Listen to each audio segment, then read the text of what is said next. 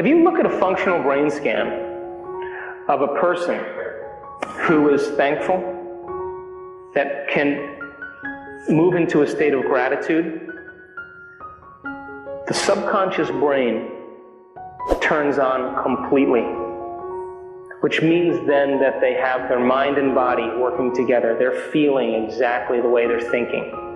And it's re-instructing the body, it's reconditioning the body. And because they're in a state of thankfulness, it's affecting their health dramatically and very quickly. There's no block between the conscious mind and the subconscious mind.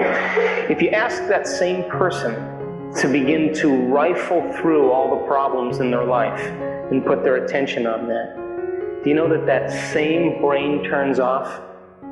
Which means now that person is separated from their subconscious mind, their own greater mind, just by the act of thankfulness. Now, if you believe that the quantum law has anything to do with your destiny or your future, could you give thanks for things that you don't have yet, but in the quantum law exists as a potential? Could you give thanks for the things that you haven't perceived with your senses, you haven't smelt or tasted or felt or touched, but exist in your mind? If you can give thanks for those things and you're in a state of gratitude, what is the signal that the body's getting? That it's happened already, wouldn't you agree? Because so much of our struggle as human beings is that the mind and the body are always working in opposition. We can consciously declare one thing, but we have conditioned the body over time to live in a different chemical state. It's become the mind. And so there's always an opposition. When we get mind and body working together, when we have mind and body on the same page, that is when the heart is open.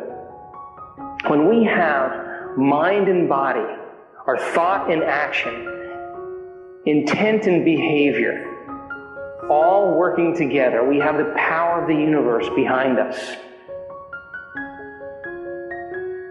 The problem is that we spend so much time in the thinking realm of information and never in the applying or the personalizing realm.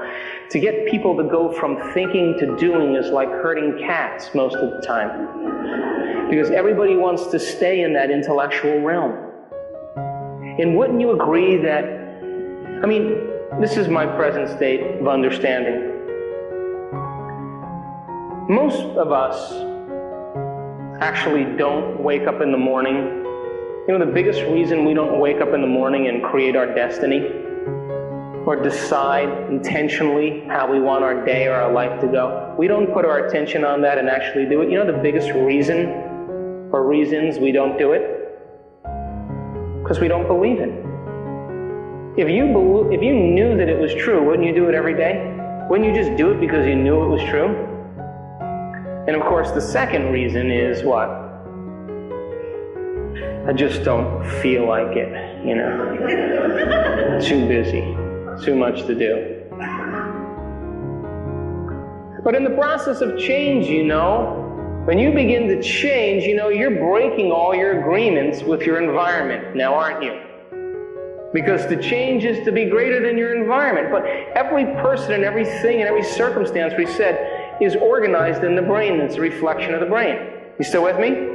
So if that's true, right, and you no longer want to think and act and feel the same way, you know, the people in your life that we have in our life are pretty much there because we have an emotional chemical agreement with them. Because why? They're sharing the same experience as us. And if you share the same experience, you share the same emotions. Emotions are the end product of experiences. You guys with me? And we know that the brain is organized as a reflection of the environment, because when you meet someone for the first time, you shake their hand and you say, "How you doing?" They go, "Great." And they go, "Listen, I used to live in this place." And then I say, "You lived in that place?"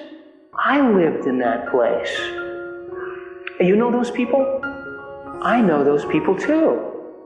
When did you live in that place? Oh, in 2002. I lived there in 2002 also. And you experienced those things? I've experienced those things too. I like you. We have a relationship now because we neurochemically are aligned. And if we share the same experiences, we have the same emotions. Would you agree? And so all of a sudden you say, I'm no longer going to think and act and suffer any longer. I'm not going to complain. I'm not going to blame. I'm not going to make excuses. And now your buddy who you go for a walk with, when you talk about all the problems in your life, and he's going to start off talking, rah, rah, rah, rah, rah, and you're just going to be like this. And he's going to say, what is wrong with you? We had a thing here. You're going to knock that off all of a sudden? I like you better the other way. Would you agree? So as we begin to change and we begin to alter the circuitry in our brain, and we begin to organize it and make it work in new ways and grow the circuits in there, the brain is no longer a record of the past now, or a reflection of the environment, but in fact, the brain is ahead of the environment. The brain now is organized ahead of the experience. And the quantum law says the environment is an extension of your mind. And don't you agree that if you changed something in your mind and reorganized the circuitry, something should show up differently in your world? I believe that. I wouldn't get about the business of change unless I wanted a sign in my life as a result of my efforts.